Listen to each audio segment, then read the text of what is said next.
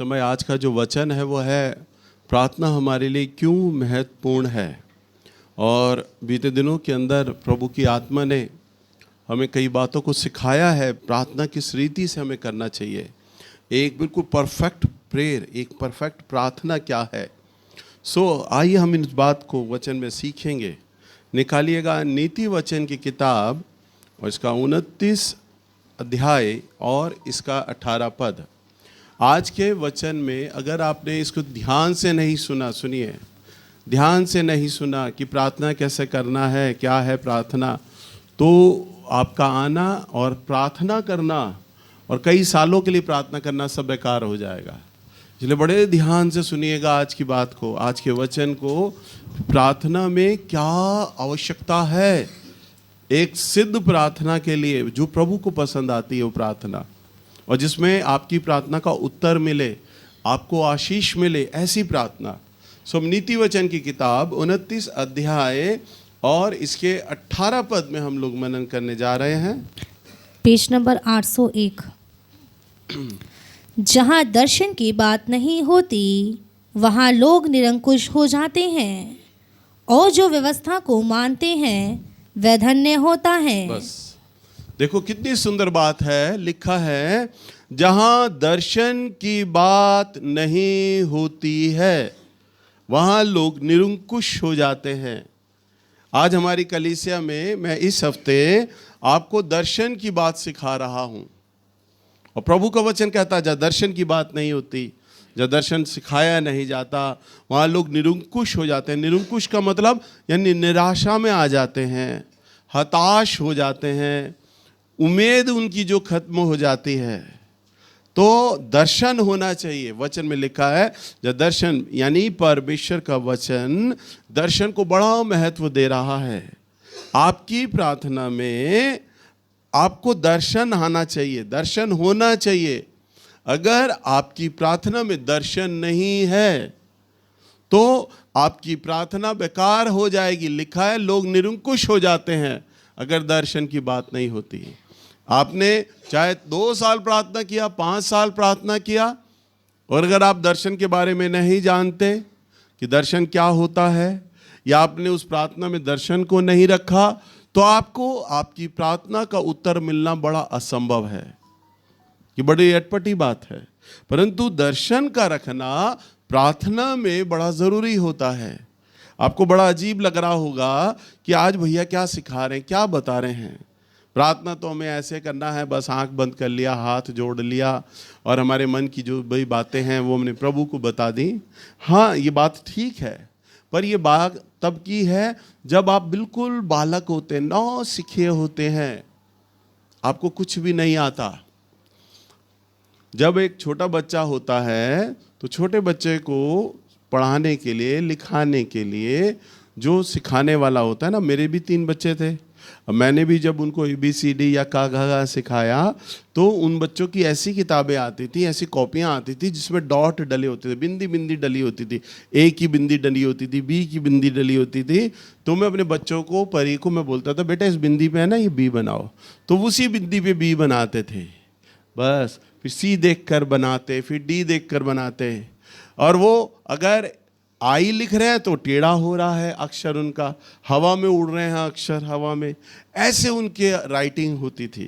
पर धीरे धीरे वो सियाने होते गए, आगे बढ़ते गए, उनकी राइटिंग में, उनकी लिखावट में सुधार आने लग गया, अच्छा लिखने लग गए। तो अभी बिल्कुल बालकपन वाली आपकी प्रार्थना है। और इस प्रार्थना को मैं ये नहीं कहता कि प्रभु नहीं सुनता, सुनता है, परंतु प्रभु जब आप सियाने होने लग जाते हैं तब परमेश्वर आपसे ये अपेक्षा करता है, उम्मीद करता है कि अब आप उस प्रार्थना में अपना दर्शन रखें। अब मेरे 3 बच्चे जब मुझसे छोटे थे तो उनका मांगने का तरीका मुझसे अलग होता था। अब वो मेरे से कुछ बात बोलते हैं या मांगते हैं तो अब उनका तरीका अलग है, क्योंकि वो सियाने हो गए हैं। तो मेरी परी जो है वो मुझसे अगर कुछ मांगेगी, पहले जब मांगती थी तो मेरी गर्दन पे लटक जाती थी, बच्ची थी, मेरे पैरों पे चढ़ जाती थी, और उसे टॉफ़ी आइसक्रीम कुछ भी खानी होती थी तो मेरी जेब में हाथ डाल दिया करती थी। तब उसका वो मांगने का तरीका था। बच्ची थी वो, पर अब वो सियानी हो गई है, बड़ी हो गई है। तो उसकी अगर किसी फ्रेंड का जन्मदिन होता है और वो रेस्टोरेंट में पार्टी रखती है, और वो मेरी परी को फ़ोन करती है, तो जो मेरी बेटी है वो परी या मेरे बेटे जब जाते हैं रेस्टोरेंट में, वो कहते हैं पापा हमें इतना पैसा चाहिए। तो मैं उनसे पूछता हूँ कि अच्छा ठीक है, वो बस इतना बोलते हैं। मैं कहता हूँ ठीक है, तो मैं उन्हें कैश देने लगता हूँ। वो कहते हैं पापा हमें फ़ोन पे कर दो या पेटीएम कर दो, छोड़ो कैश मत दो, ऐसे कर दो, इसी से काम चल जाएगा। और वो कह के निकल जाते हैं। हालेलुया। अब सब शॉर्टकट हो गया है। अब वो मेरे पैरों पे नहीं चढ़ते, गर्दन पे नहीं लटकते। अब उनके मांगते अब भी वो पैसा है, पर मांगने का तरीका बदल गया। समझ रहे हैं? ऐसे अब बच्चे हैं, छोटे बच्चे हैं, प्रभु में कुछ नहीं जानते। आपकी भावनाएं, आपकी मन की बातें प्रभु सुनता है, पर जब आप बड़े हो जाते हैं तो प्रभु आपसे सियानों वाली अपेक्षा करेगा। अगर मेरी गर्दन पे शानुल लटक जाए, पापा 1000 रुपया दे दो, मैं कहूँगा क्या पागलों की तरह हरकतें कर रहा है, मेरे मुंह से सीधा ये निकलेगा। मेरा छोटा बेटा 22 साल का, वो मेरी गर्दन पे लटक जाए, परी इतनी भारी भरकम हो गई है, वो मेरे पैरों पे चढ़ जाए, मेरा दम ही निकल जाएगा। वो ऐसी हरकतें करने लग जाएं तीनों, तो पागल नहीं बोलूंगा मैं उन्हें, बोलूंगा। ऐसे ही जब आप प्रभु में बड़े हो जाते हैं, साल भर, 2 साल भर, 3 साल भर जब आप आ रहे हैं और आपकी प्रार्थना में दर्शन नहीं है, तो प्रभु आपको बेवकूफ़ बोलेगा कि क्या पागलों की तरह तू बक बक करता है, क्या प्रार्थना कर रहा है, दर्शन रख, दर्शन, तेरी प्रार्थना में दर्शन होना चाहिए बच्चे, वैसे बोलेगा आपको। तो वचन में लिखा है जहाँ दर्शन की बात नहीं होती वहाँ लोग निरंकुश हो जाते हैं। हालेलुया। अगर हम प्रभु के वचन में देखें, उत्पत्ति की किताब और इसका 13 अध्याय में, यह एक बड़ी अद्भुत घटना है। और प्रभु का यहाँ एक बहुत ही धर्मी जन है जिसका नाम अब्राहम है। जिसका नाम क्या है? अब्राहम है।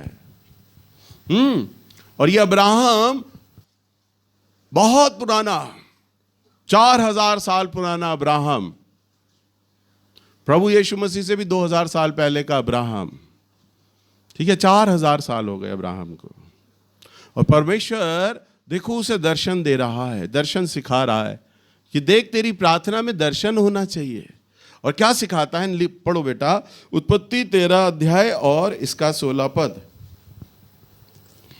और मैं तेरे वंश को पृथ्वी की धूल के किनकों के समान बहुत करूँगा, यहाँ तक कि जो कोई पृथ्वी की धूल के किनकों को गिन सकेगा वही तेरा वंश भी गिन सकेगा। हाँ, अब्राहम को देखो परमेश्वर क्या प्रतिज्ञा दे रहे हैं। सुनते जाओ जरा ध्यान से, फिर सब कुछ मैं समझाऊंगा।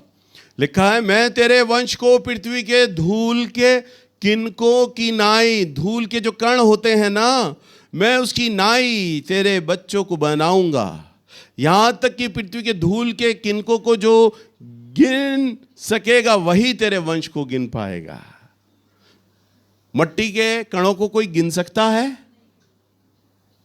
प्रभु उससे वाचा बांधता है, प्रतिज्ञा बांधता है कि देख धूल के जो कोई कण है ना, उन्हें कोई गिन नहीं सकता, और अगर कोई गिन लेगा तो वही तेरे वंश को भी गिनेगा। मैं ऐसे तेरे बच्चों को बनाऊंगा।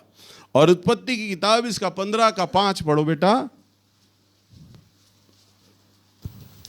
और उसने उसको बाहर ले जाके कहा, हाँ, आकाश की ओर दृष्टि करके हाँ, तारागण को गिन। हाँ, अब परमेश्वर अब्राहम को रात के समय तंबू में सो रहा है और परमेश्वर ने उसे आवाज दिया, अब्राहम, अब्राहम। अब्राहम बाहर निकला। परमेश्वर ने कहा, अब्राहम आकाश की तरफ देख। उसने आकाश को देखा। प्रभु ने कहा, अब इन तारों को गिनना शुरू कर। उसने तारों को गिनना शुरू कर दिया और वो लिखा है, क्या तू इनको गिन सकता है? परमेश्वर ने उससे कहा। फिर क्या लिखा है? फिर उसने उससे कहा, तेरा वंश ऐसा ही होगा। तेरा वंश ऐसा होगा। तारों को कोई गिन सकता है धरती का आदमी? परमेश्वर ने कहा, तेरा वंश ऐसा ही होगा। 6वां पद। उसने यहोवा पर विश्वास किया और यहोवा ने इस बात को उसके लेखे में धर्म गिना। हालेलुया। उसने क्या किया? इस बात पर विश्वास किया और ये बात उसके लिए क्या गिनी गई? धर्म गिना गया। अब इसका 17 अध्याय और पहला पद पढ़ो। जब अब्राहम 99 वर्ष का हो गया। कितने वर्ष का बोलो?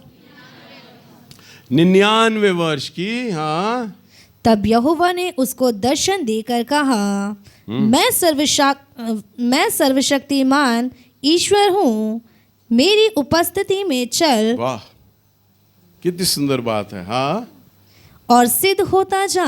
मैं सर्वशक्तिमान परमेश्वर हूं, मेरी उपस्थिति में चल और सिद्ध होता जा। हालेलुया। यहां पर लिखा है अब्राहम 99 वर्ष था, लगभग 100 वर्ष का।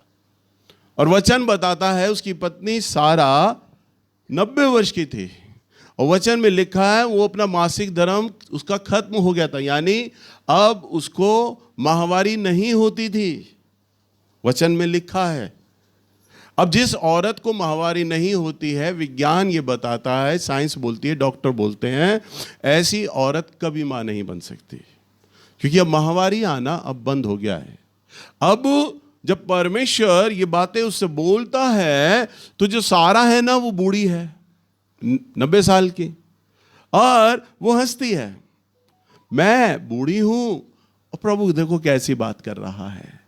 जब हम जवान हुआ करते थे, जब हमारी शादियां हुई थी, जब हम 20-20 साल के, 21-21 साल के थे, तब तो प्रभु ने हमें संतान दी नहीं।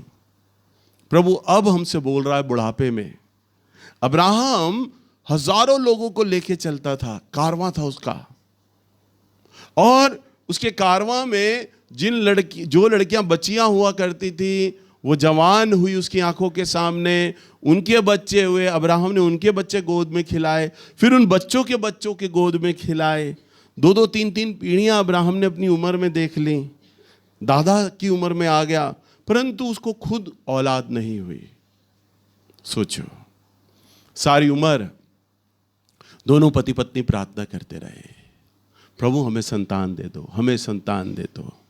पर जब माहवारी खत्म हो गई ना, तो आशा चली गई औरत की, अब नहीं होगा बच्चा, अब तो प्रभु से मांगना बेकार है, अब नहीं होगा।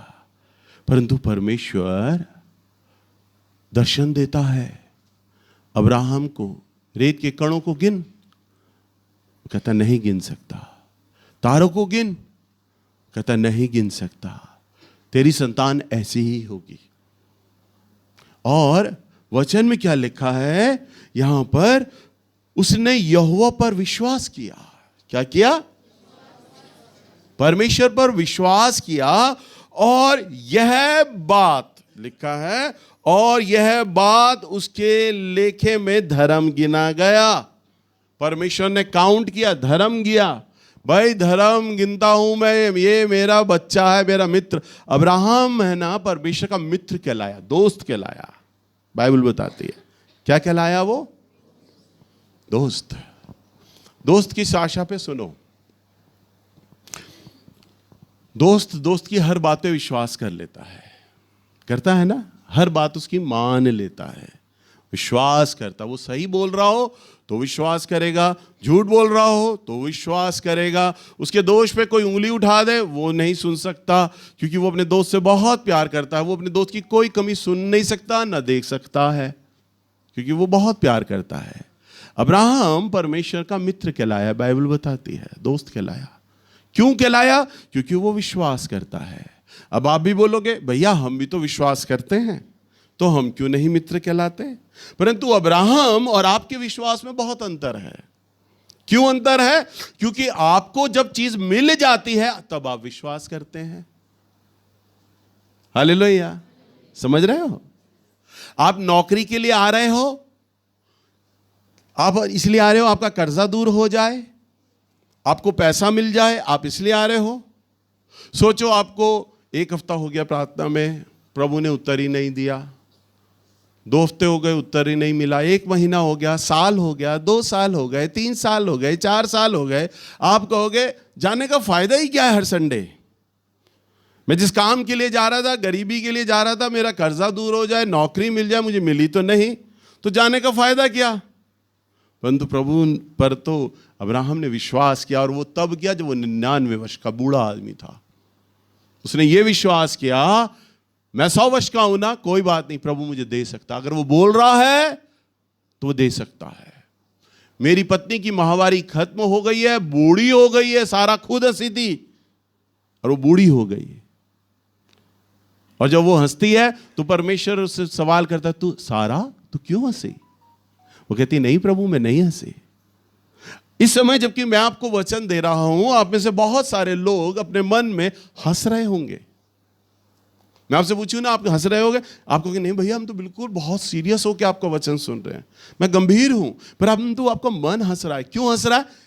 क्योंकि आप परमेश्वर की इस बात पर विश्वास नहीं कर पाओगे कि एक औरत ऐसी जिसे माहवारी बंद हो गई थी, बूढ़ी हो गई थी, एक ऐसा आदमी जो काबिलियत खो चुका था, बूढ़ा हो गया था, अब उसको एक संतान नहीं, परमेश्वर ऐसी संतानें देने जा रहा है जो तारों के समान होगी और रेत के कणों के समान होगी, जिन्हें कोई गिन ना सकेगा।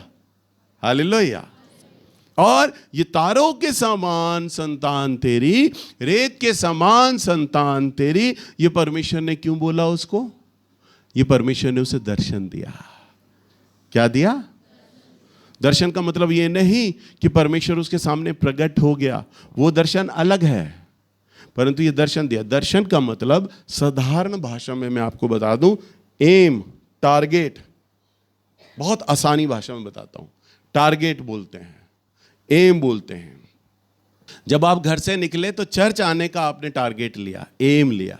आपको मालूम है मैंने चर्च जाना है, रिक्शा से जाना है, साइकिल से जाना है, बाइक से जाना है, आपको मालूम है, आपको रास्ता मालूम है, एम मालूम है, मैंने यहां जाना है।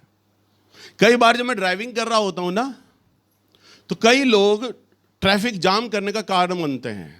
मैं जब सबको ओवरटेक करता हुआ निकलता हूँ, बाइक में हूँ या कार में, जब आगे जाता हूँ ना, तो आगे जाके देखता हूँ एक आदमी है, इतना धीरे धीरे 30 की स्पीड में कार चला रहा है।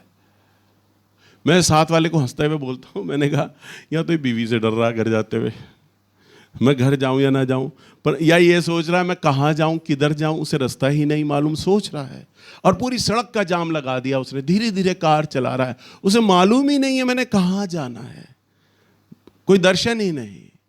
तो आपको भी आपकी प्रार्थना में दर्शन मालूम होना चाहिए, और परमेश्वर ने उसे दर्शन दिया।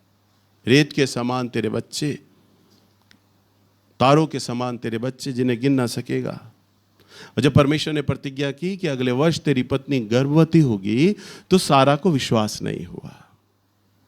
फिर रेत पर बैठा के अब्राहम अपनी पत्नी को अपने साथ बैठाता और उसका बूढ़ी औरत का अपना हाथ अपने हाथों में लेता और उसे कहता, देख इन तारों को देख, बड़े गौर से इन्हें गिन।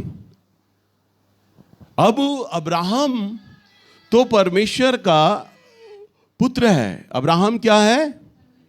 अब्राहम जो है परमेश्वर का पुत्र है, और वो विश्वास करता है क्योंकि वो मित्र है, वो विश्वास करता है, परंतु सारा विश्वास नहीं करती।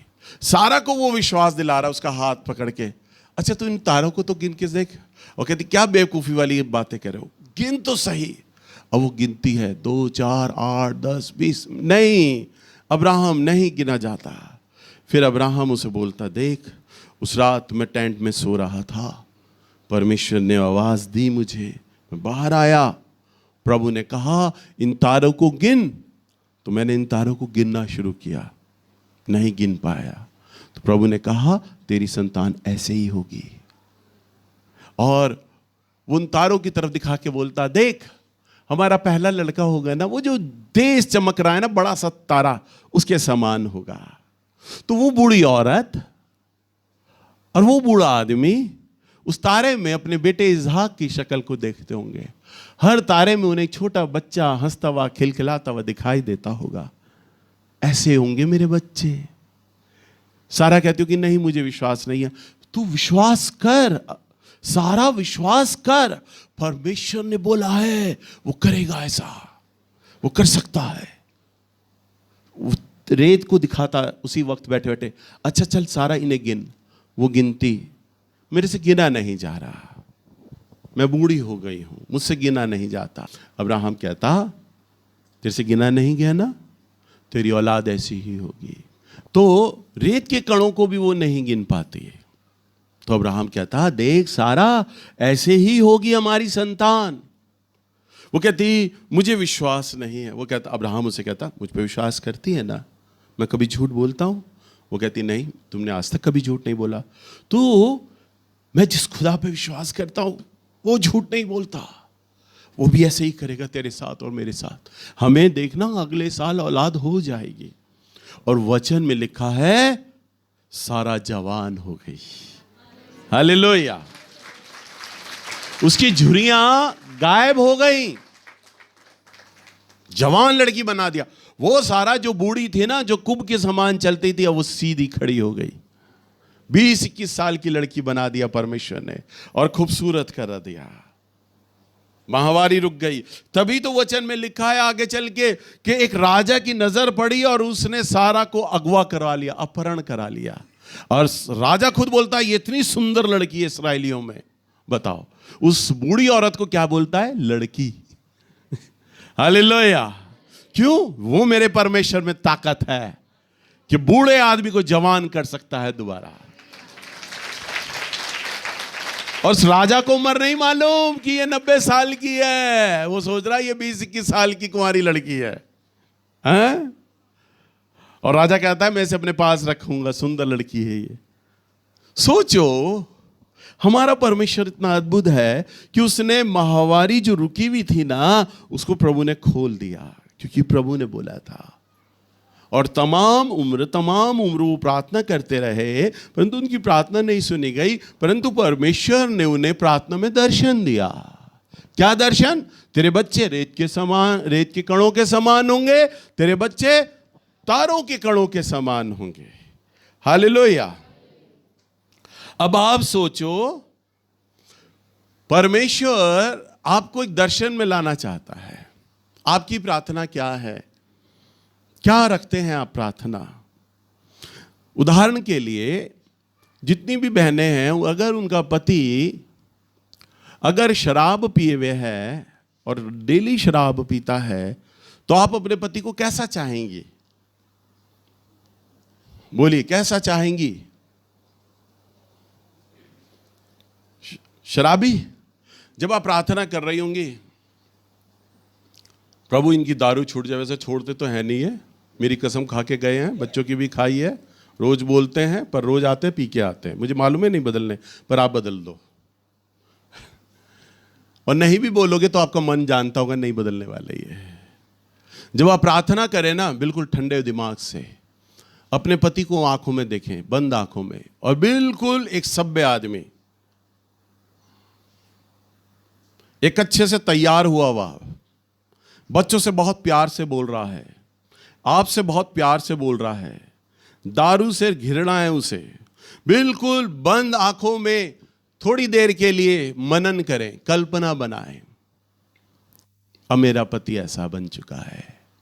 और जो आपके दिमाग में अब उस पति की तस्वीर आ गई है ना, उस तस्वीर को रख के प्रार्थना करना शुरू करो। अभी वो दारू में है, नशा कर रहा है, शाम को आएगा फिर नशे में धुत। परंतु आपका दर्शन क्या है? मेरा पति ऐसा होना चाहिए, समझदार, सभ्य, घर में कमाई देने वाला, मुझसे प्यार करने वाला, बच्चों से प्यार करने वाला, ऐसा पति मुझे चाहिए। जिस पति से मैं बंधी हूं वो शराब पीता है, मारता पीटता है, मुझे भी और बच्चों को भी, पर मुझे ऐसा पति चाहिए। पति वही हो, बदल मत देना बीर बाजार में जाके। मुझे कहती हो ना बीर बाजार से कपड़े लाएंगे, कि बीर बाजार से तेरे पापा लाऊंगी। दूसरे पापा नहीं, वही पापा, पर अब सभ्य पापा। उसको दर्शन में रख के प्रार्थना करना शुरू कर दो। हालेलुया। और जब आप दर्शन में रख के वो प्रार्थना करोगे, क्योंकि परमेश्वर ने अब्राहम को क्या दिया था? औलाद नहीं थी, परंतु उसको क्या दिया? वही दर्शन, वही औलाद, तारों के कणों के समान, जिन्हें गिन न सकेगा। और उसने कब विश्वास किया? जब वो बूढ़ा था। कब विश्वास किया? बोलो, कब विश्वास किया? लिखा 99 वर्ष का था और उसने यहोवा परमेश्वर की बात पर विश्वास किया, और उसके विश्वास के बाद परमेश्वर ने उसे धर्मी गिना। हालेलुया। जब आप अपने शराबी पति को एक सभ्य आदमी के रूप में देखती हैं और ये विश्वास करती हैं, प्रभु आने वाले दिनों में मेरा पति ऐसा ही होने वाला है, क्योंकि सारा की गर्भ को आपने खोला था, उसकी माहवारी को आपने खोला था, अब्राहम को आपने जवान बनाया था, आप जो चाहें कर सकते हैं, मेरे पति की भी शराब छूट सकती है और वो भी सभ्य आदमी बन सकता है। जब आप विश्वास करेंगे ना परमेश्वर में, परमेश्वर अपने जीवन की पुस्तक में आपका नाम लिखेगा, मेरा बेटा और मेरी ये बेटी धर्मी है। हालेलुया। अभी इन्हें मिला नहीं है पर ये विश्वास कर रहे हैं, ऐसा हो जाएगा। और ये किस पर विश्वास कर रहे हैं? मेरी काबिलियत पर, कि मैं योग्य परमेश्वर हूं, मैं ऐसा करने में सक्षम हूं, मैं ऐसा सामर्थी परमेश्वर हूं कि मैं ऐसा कर सकता हूं। एक बार एक पति पत्नी, उन दोनों को औलाद नहीं थे और वो दोनों प्रार्थना कर रहे थे औलाद के लिए। यूएसए की, अमेरिका की कहानी है, सच्ची घटना है। और वो दोनों प्रार्थना कर रहे हैं, हमें औलाद हो जाए, औलाद हो जाए, औलाद हो जाए। कई साल हो गए, उन्हें औलाद नहीं हुई। आपने उस कंपनी का नाम सुना है ना, हग्गीज, जो बच्चों को हग्गीज बांधते हैं। हग्गीज कंपनी नई नई आई थी, अपना प्रमोशन कर रही थी, तो अमेरिका के घर घर में जाके हग्गीज कंपनी छोटे छोटे हग्गीज, इतने छोटे छोटे हग्गीज, बच्चों के छोटे छोटे हग्गीज, उसको एक ऊपर 2 हग्गीज लगा के अपना मोनोग्राम हग्गीज कंपनी लगा के डोर टू डोर भेज रही थी। वो पति पत्नी अपने ऑफिस गए हुए थे, तो हग्गीज कंपनी की तरफ से जो आया ना, उसने पाया कि इनका घर में ताला लगा है, पर सामने पोस्ट ऑफिस का वो बना हुआ है, लेटर बॉक्स का डब्बा। उसने लेटर बॉक्स में वो अटका दिया 2 हग्गीज और वो लटका के चला गया। जब दोनों पति पत्नी शाम को आते हैं और लेटर बॉक्स खोलते हैं कि किसका लेटर आया है, तो वो देखते हैं हग्गीज कंपनी का लेटर आया है। और उन्होंने देखा, उन्होंने कहा, अरे हमारे पास तो औलाद नहीं है और हम प्रार्थना कर रहे थे और हग्गीज कंपनी अपने 2 हग्गीज छोड़ के गई है, छोटे छोटे। हो ना हो ये परमेश्वर की ओर से हमारे लिए कोई संकेत है, ये दर्शन है। जो दर्शन मैं आपको सिखा रहा हूं ना, वो उन्होंने कहा ये दर्शन है। जिन लोगों को हग्गीज कंपनी का वो देखा छोटा सा, उन्होंने उठाया होगा, दूसरों ने कूड़े में फेंक दिया होगा। आपके दरवाजों पे भी लोग पर्चे डाल के जाते हैं, इधर ये दुकान खुल रही है, तो आप कौन सा पढ़ते हो? आप भी तो फेंक देते हो। ऐसे ही उस कंपनी ने भी बांटे होंगे, लोगों ने फेंक दिए होंगे डस्टबिन में, पर उस व्यक्ति ने उसे लगाया और अपने घर की टेबल पर रखा, जहां पर मेन सेंटर टेबल पर। रात दिन हमारा इस हग्गीज को हम देखेंगे, इस हग्गीज को हम देखेंगे। और वो क्या थे? 2 थे, जोड़े थे, जोड़े। और उन दोनों को लेकर वो पति पत्नी प्रार्थना करते, प्रभु हम विश्वास करते हैं आपने अवश्य ये संकेत दिया है हग्गीज कंपनी के द्वारा, और ये 2 जोड़े आए हैं, आप हमें संतान देने जा रहे हैं, आप हमें जोड़ा दोगे प्रभु। हम जानते हैं, क्योंकि एक हग्गीज नहीं आया, 2 आए। वो पूरा साल भर दोनों प्रार्थना करते रहे और 1 साल के बाद उसकी बीवी गर्भवती होती है और जुड़वा बच्चों को जन्म देती है। हालेलुया। ये सच्ची घटना है। जो औरत कभी मां नहीं बनी, वो मां बनती है, एक ही झटके में जुड़वा बच्चे को जन्म दे देती है, क्योंकि हग्गीज कंपनी के उन्होंने उस जोड़े को रखा था। ये बात आपको अटपटी लग सकती है, परंतु दर्शन रखा था उसने। क्या रखा था? दर्शन रखा था। प्रभु के एक बहुत बड़े पास्टर हैं, पॉल योंगी चौ। उनके चर्च में इस समय कम से कम 20 लाख लोगों से ज्यादा लोग हैं और 60,000 लोग एक बार उनके चर्च में आते हैं। स्टेडियम की तरह उनका चर्च है। वो अपने फैमिलीज को दूरबीन के समान देखते, दूरबीन लगा के देखते, कौन कौन है मेरे।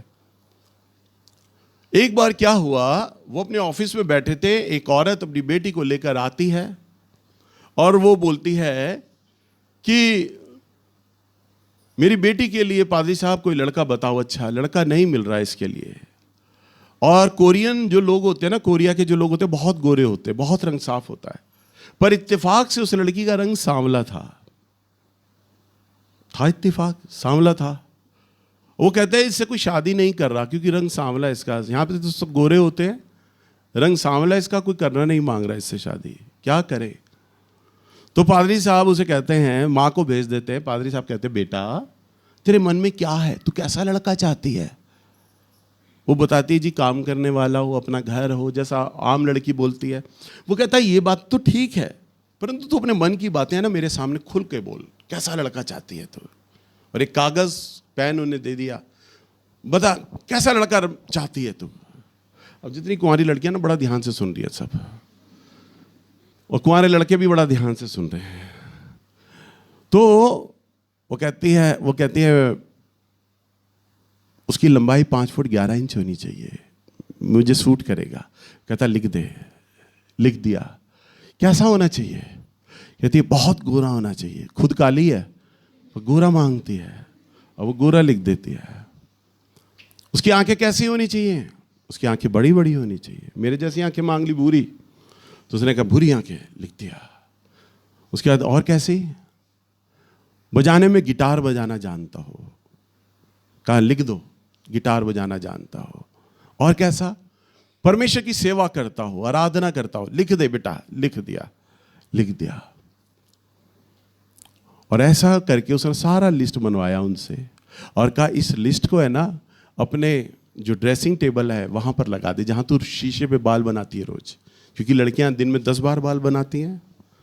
कि 10 बार तेरी नजर बाल बनाते समय इस लिस्ट पे पड़ेगी, इसको देखती जाएगी, तेरे दिमाग में ऐसे लड़के का चित्र बन जाएगा। ऐसा ही लड़का, यही सेम लड़का ऐसा होना चाहिए।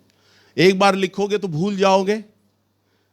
उन पति पत्नी ने क्या किया था? हग्गीज कंपनी का वो जो मोनोग्राम आया था प्रमोशन का, वो अपने ड्रेसिंग टेबल पे रखा। दोनों पति पत्नी उसे रात दिन देखते रहते थे।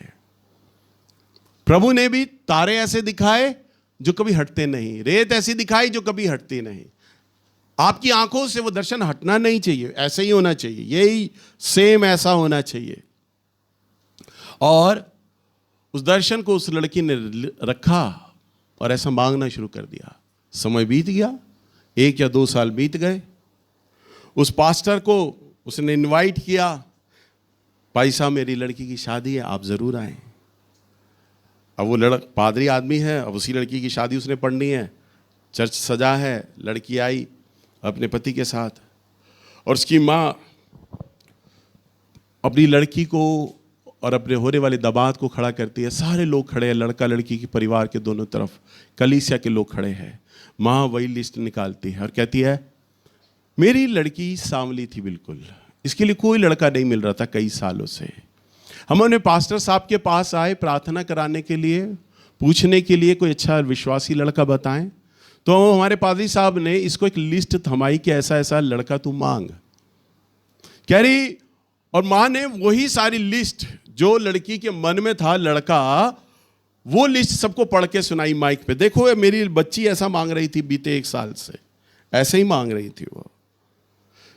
और हुआ क्या, वो माँ बोलती कि मेरी बच्ची जब ये प्रार्थना कर रही थी ना, तो कुछ हफ्तों बाद हमारे चर्च में ये जो दामाद हैं ये गिटार सिखाने के लिए हमारे चर्च में आए, हमारी क्वायर को।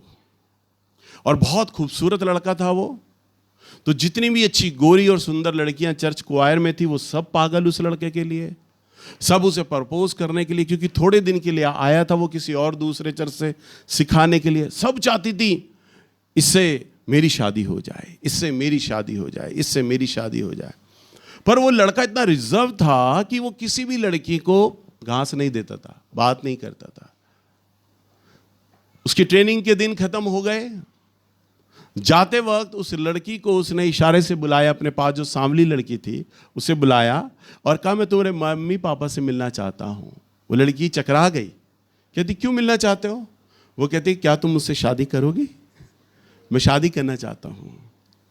लड़की जानती थी मैं ऐसे ही लड़का प्रार्थना में मांग रही थी, यही लंबाई, यही कदकाठी, यही आंख, यही रंग रूप, यही गिटार बजाना और यही प्रभु की आराधना करना। और इतनी सारी सुंदर लड़कियों में ये भी सुंदर लड़का है, किसी भी सुंदर लड़की को नहीं चुना, इसने चुना तो मुझ सांवली लड़की को चुना, क्योंकि मेरे परमेश्वर ने इसके हृदय में डाला। हालेलुया। और वो लड़की ये दर्शन, वो औरत ये दर्शन की बात बता के सबके सामने रो पड़ती है और अपने पादरी साहब को कहती है आप मेरी बेटी की शादी करें। अब आप विचार करें, हमारा प्रभु इतना अद्भुत है, कल्पना से परे, हमारी विनती, हमारी कल्पनाओं, हमारे विचारों से परे वो काम करता है। वो चाहता है मेरा बच्चा मुझसे क्या मांग रहा है। हालेलुया। आज मेरे पास प्रभु ने इतना पैसा दिया है कि मैं अपने परिवार की, अपने बच्चों की हर ख्वाहिश पूरी कर सकता हूं, उनकी हर जरूरत पूरी कर सकता हूं। अगर मैं अपने बेटे को, अगर मैं अपनी बेटी को बाजार में लेके जाऊं, बेटा खरीदो, क्या खरीदना है। और जो मेरी बेटी है ना परी, वो इस तरह की नेचर की है, वो कभी मांगती भी नहीं मुझसे, नहीं मांगती पैसा। उसकी तो जरूरत को समझना पड़ता है, उस लड़की की जरूरत को, या इसे क्या चाहिए। कपड़ा नहीं मांगती, लिपस्टिक पाउडर नहीं मांगती, कुछ नहीं मांगती वो। उसकी तो ज़रूरत को समझना पड़ता है। मैं उसकी माँ को बोलता हूँ इसकी ज़रूरत को समझ, क्या मांग रही है यार, ये क्या चाहती है, इसे क्या लेके दें। कुछ नहीं बोलती वो। मॉल चली जाए, मार्केट चली जाए, उसका बड़ा भाई उसे मॉल ले गया दिखाने के लिए, 3 मॉल में ले गया उसे अलग अलग। उसे सूट ही पसंद नहीं आ रहे। क्यों? क्योंकि मेरे भाई के पैसे ना खर्च हो जाएं। वो हर जगह घूमती रही, 3 मॉलों में लेके घूमती रही। फिर बड़ी मुश्किल से उसने सूट उसको दिलाया, कितना, 2000 रुपये तक का, 2000 रुपये तक का सूट खरीदा, बड़ी मुश्किल से नाना करते हुए। और बड़ा बेटा कह रहा था पापा चाहे 50,000 का सामान ले, लाख का सामान ले, 2 लाख का ले, जो मांगेगी मैं दिलाऊंगा इसको, पर ये ले तो सही। 2000 का सूट लेके आ रही है। हमने भी माथा पकड़ लिया, तूने सारा दिन खराब कर दिया, मॉल खराब कर दिया तूने, और 2000 रुपये का सूट लेके आ रही है तू, कुछ नहीं मांगती। कई बार मुझे रोना आ जाता है, खिसियाट आ जाती है, मांग क्यों नहीं रही मुझसे, मैं सब कुछ दिला सकता हूँ, कर सकता हूँ, ये मांग क्यों नहीं रही मुझसे। वही हमारा परमेश्वर है। मैं तो एक भौतिक आदमी हूँ, अपने बच्चों की ज़रूरत को पूरा करते हुए अगर मेरे बच्चे ना मांगे तो मुझे गुस्सा आने लग जाता है, चिड़चिड़ाहट आती है, रोने लग जाता हूँ, मेरा बच्चा मांग क्यों नहीं रहा। परमेश्वर वो बिल्कुल ऐसा ही है, बिल्कुल। अगर हम उससे प्रार्थना करें और दर्शन ना रखें ना, तो प्रभु कहेगा मैं सब कुछ दे सकता हूं मेरे बच्चे, पर तुझे चाहिए क्या, किस तरह का लड़का चाहिए, किस तरह की लड़की चाहिए, किस तरह का मकान चाहिए, किस तरह की गाड़ी चाहिए, क्या चाहिए तुझे, मैं सब कुछ दिला सकता हूं, परंतु मेरे सामने वो चित्र तो रखो, हर एक चीज को साफ साफ बताओ, तुम्हें क्या चाहिए और कैसा चाहिए मुझे बताओ। हालेलुया। और परमेश्वर कहता है मैं तुम्हारी हर डिमांड को पूरा करूंगा, मैं तुम्हारी हर इच्छा को पूरा करूंगा, क्योंकि मैं तुमसे बहुत प्यार करने वाला ईश्वर हूं, मैं तुम्हारा पिता हूं। हालेलुया। तुम्हारा परमेश्वर ऐसा है। पर मजे की बात तो तब हो ना जब सब लोग यहां पर परमेश्वर के इस वचन पर विश्वास करें और ऐसा ही मांगे जैसा आज परमेश्वर अपने वचन में बोल रहा है। और जो विश्वास करेगा वो परमेश्वर का मित्र कहलाएगा।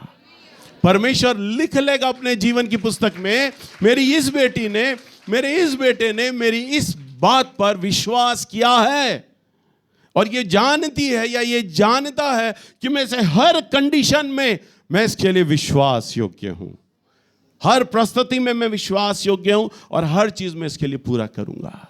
तो आपको अपने जीवन में क्या चाहिए, जो चीज चाहिए, दर्शन बनाएं। मैंने कई उदाहरण देकर आपको बताया है।